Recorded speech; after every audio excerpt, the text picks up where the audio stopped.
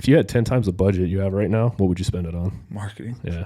All of it. Love it. That's all I care about. Yep. Like, I just want to I want to become that name just because, like, I know I'm never, ever going to be the guy who's going to sit and call for 5 hours and door knock. Yep. So I need to do whatever I can to get the phone to ring. And that's one of the reasons Temp said he went into business with me is because I have a way of getting the phone to ring. Yep.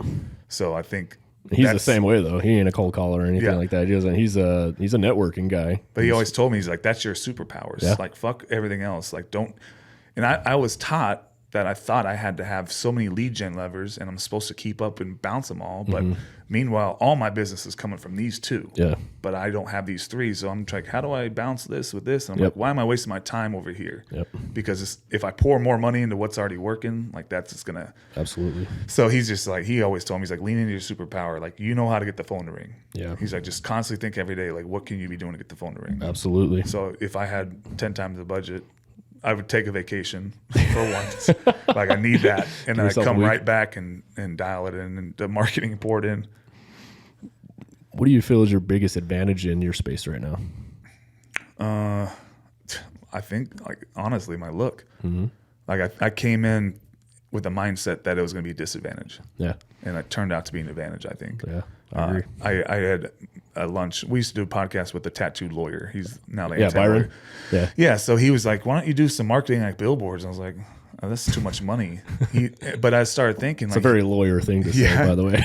Well, he has a lot better margins. I know. But he was like, I know how much he spends a year on marketing and what he's spending.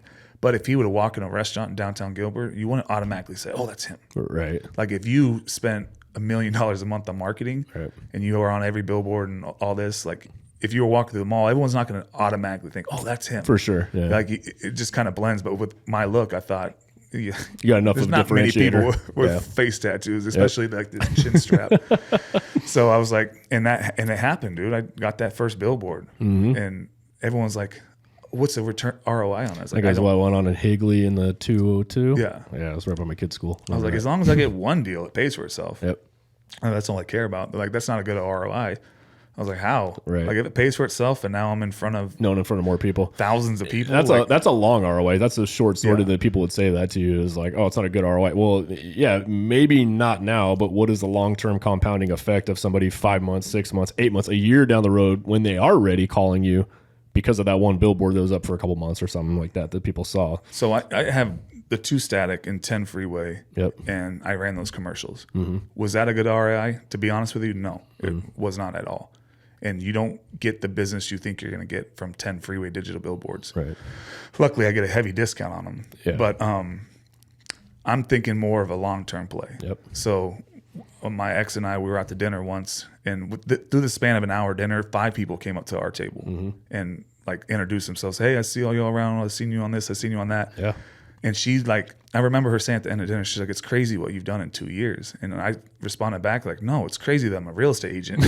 Like, I'm not a Suns player. I'm not on the Diamondbacks. I'm not a 10 newscast. Like, I'm a fucking real estate agent. It's not a sexy job. It's not at all. Right. And like, if you're in it, it's very sexy because you know what you can do. Sure. But outside looking in, like, it's not a sexy job to have. It's not something I think a kid in their 6th grade class is saying, I want to be this when I grow up. The ALA next door, like, I started making kids shirts because they were coming over trying to meet me because my billboard's outside of the school and they see my car. Yep.